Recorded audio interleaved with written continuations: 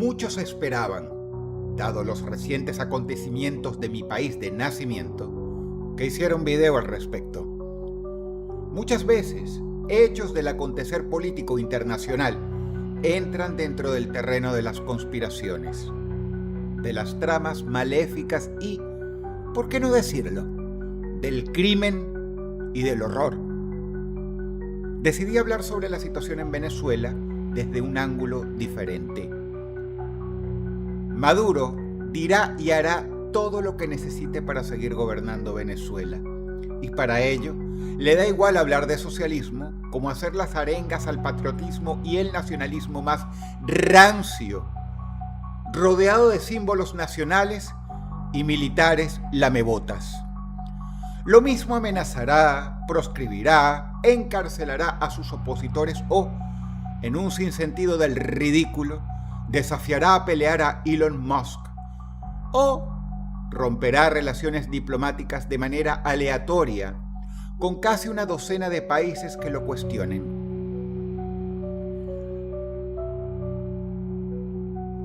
Maduro es de extrema izquierda. Hace tiempo no escuchabas esas dos palabras juntas, ¿verdad? Porque para muchos medios de comunicación y opinólogos obsecuentes, todo lo que esté un milímetro más allá de su limitada cultura o del sobrecito que reciben es tildado de extrema derecha, sentenciado más bien. Irónicamente, lo cierto es que en el mundo de hoy, todo lo que resuena y desde hace muchos años son noticias horrorosas y sangre derramada de gobiernos de extrema izquierda o gobernantes de extrema izquierda. El régimen de Maduro está obsesionado con permanecer en el poder a como dé lugar. Aplica el terrorismo de Estado más rancio, con desaparecidos, detenidos, presos políticos y lamentablemente con muertos en las calles cada vez que existe una protesta. Uno se pregunta cómo es posible que un régimen tal haga entonces llamados a elecciones. ¿Cómo es posible que permita partidos opositores si es una dictadura? Es parte de su propia lógica. Maduro, como todo psicópata criminal, simplemente ve a las personas como objetos funcionales a sus objetivos. La oposición le sirve para legitimizarse ante la vista internacional y los descerebrados, que aún lo defienden y aparentan creerle.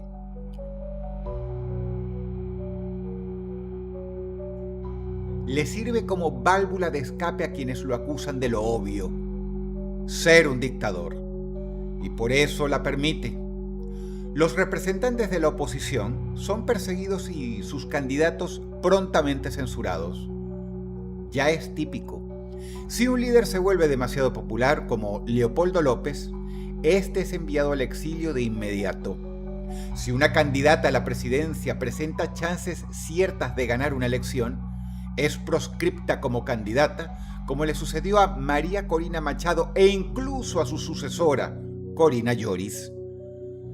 Todo el que sea un popular candidato opositor es inmediatamente tildado de terrorista, casi ya de manera tragicómica.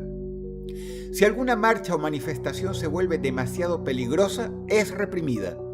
Si un medio de prensa se vuelve crítico, se lo cierra o se le compra y se le cambia la política editorial, volviéndolo un patético pasquín progubernamental, como pasó con el periódico El Universal y otros famosos canales de televisión. La oposición de Venezuela es usada, pues, a conveniencia. Contenida, atada, amordazada, limitada, y en ese estado se le permite actuar para que el dictador pueda decir: miren, esto es una democracia, hay oposición y celebro elecciones. Sinceramente, se requiere mucho cinismo para hacer este tipo de declaraciones, igual que se requiere de mucha ignorancia o perversión para desde afuera, por simple afinidad ideológica, llamar a Venezuela una democracia en estas condiciones.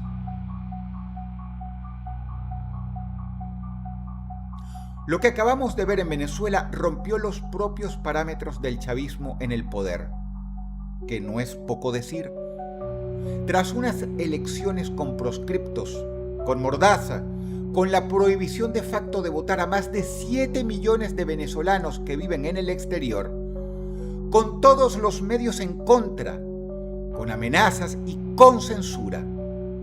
Pese a todo ello, quedó claro por las encuestas a boca de urna y por el conteo de las actas que llevaron a cabo veedores independientes, que Maduro había sido derrotado, y no por poco, sino por una diferencia colosal. Pero, en medio de este resultado, el director de la Autoridad Electoral de Venezuela simplemente dio un comunicado dando ganador a Nicolás Maduro y declarándolo presidente reelecto, sin presentar ni una sola evidencia de las cifras aportadas, que fueron totalmente artificiales, ya que, a estas alturas, con tanto que perder y con alcahuetes tan obsecuentes, el régimen ni siquiera se esmeró en que su fraude fuera medianamente prolijo o disimulado.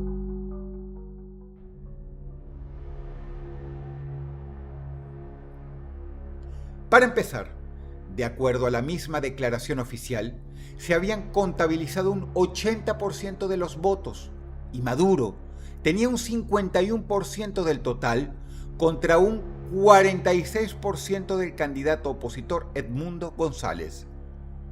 Aunque estas cifras fueran ciertas, hablamos de que había una diferencia de solo 5% de los votos y aún restaba el 20% de los sufragios por contar, por lo cual incluso con las cifras oficiales había una posibilidad absolutamente real de que Edmundo González lo superara incluso por varios puntos. O sea que incluso al mentir, mintieron mal, o más bien mintieron de acuerdo al cociente intelectual de quienes admiran a Nicolás Maduro. No fue lo único raro de los resultados anunciados. Del total de porcentajes de los diversos candidatos que se difundió oficialmente, pronto la gente se dio cuenta de un hecho insólito.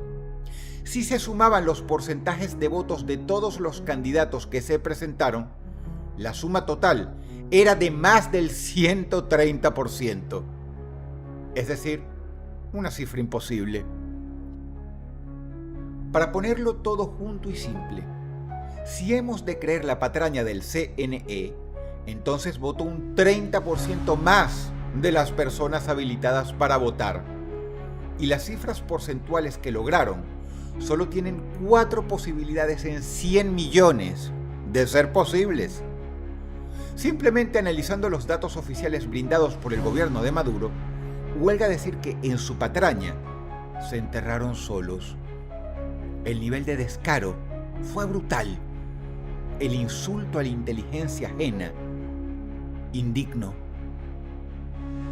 Como detalle anecdótico, no demoró en circular por redes sociales una foto del centro de conteo de votos. Una selfie del equipo encargado de contarlos, donde se ve claramente que en las gráficas Maduro había perdido por un porcentaje de más del 30%. Y por otro lado está la información brindada por la oposición, el equipo de María Corina Machado y el que para muchos es el presidente electo legítimo, Edmundo González. Cualquier persona puede ahora mismo concurrir a la página web abierta por la oposición, donde publicaron todas las actas que suman cerca del 80%, y comprobar cómo, según las actas oficiales del CNE, Edmundo González ganó por más del 30% de los votos. ¿Quieren saber lo peor? Parece que por este error, la persona que sacó la selfie, a quien vemos en pantalla, pagó un precio muy alto.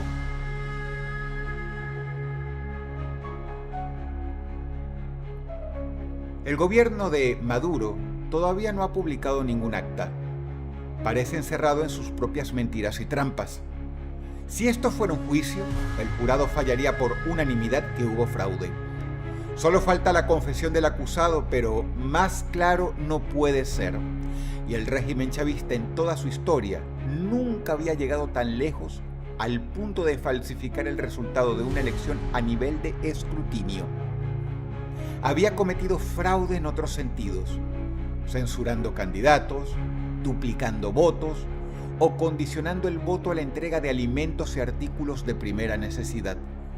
Pero nunca se había atrevido a tanto, a tomar de forma grosera los datos reales y simplemente cambiarlos en un comunicado, sin siquiera molestarse en hacerlo bien.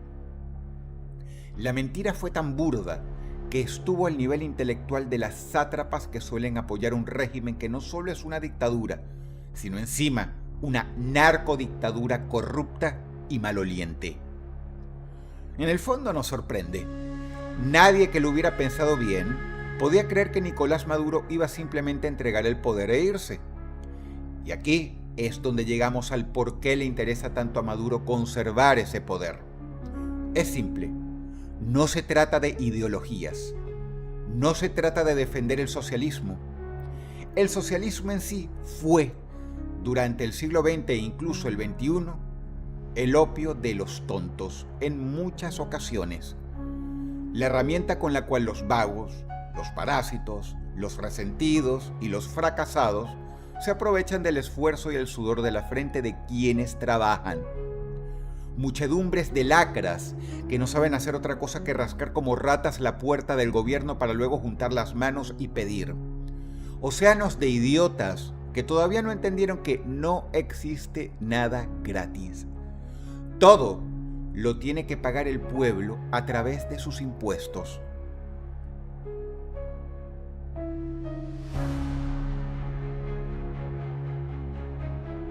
Las migajas de esos impuestos se la devuelven a los gusanos, y el dinero que los líderes socialistas se quedan para engordar sus propias arcas es el bueno, la tajada grande. Nunca viste a uno de ellos viviendo en una casa que no asemeje un palacio. En el caso del chavismo, las ideas socialistas son algo que prostituyen con la intención de preservar su libertad. Él y su segundo al mando, Diosdado Cabello, son criminales internacionales que están requeridos por la DEA.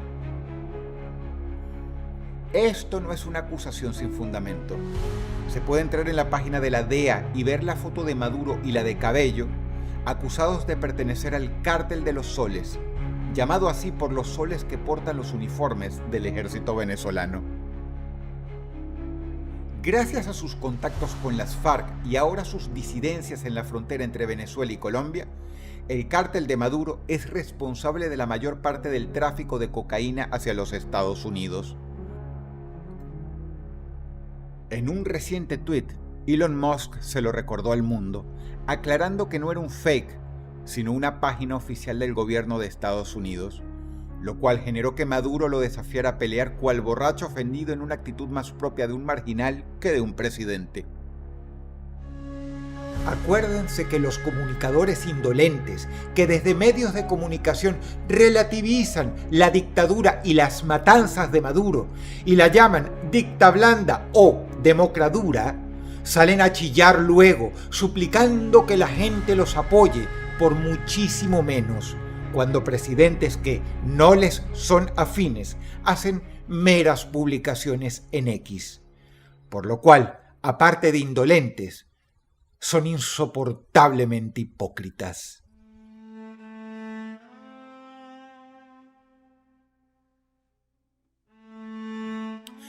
El fraude electoral de Maduro solo puede ser comprendido si entendemos que estamos no frente a un líder de izquierdas con una agenda ideológica sincera que defender, sino ante un narcotraficante internacional, amenderratero, corrupto, mugroso, descerebrado y sátrapa. La gente que cree en ideas de izquierda no tiene la culpa de esto, muy especialmente aquellos izquierdistas de bien que no hacen la vista gorda ante esta sanguinaria dictadura.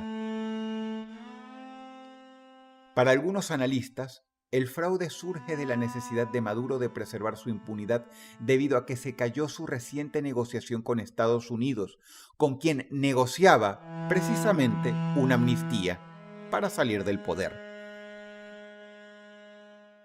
Otros, por el contrario, creen que al mejor estilo mafioso, al fraguar las elecciones, Maduro tomó a toda la población de rehén y pretende con ello presionar a los Estados Unidos en una futura negociación.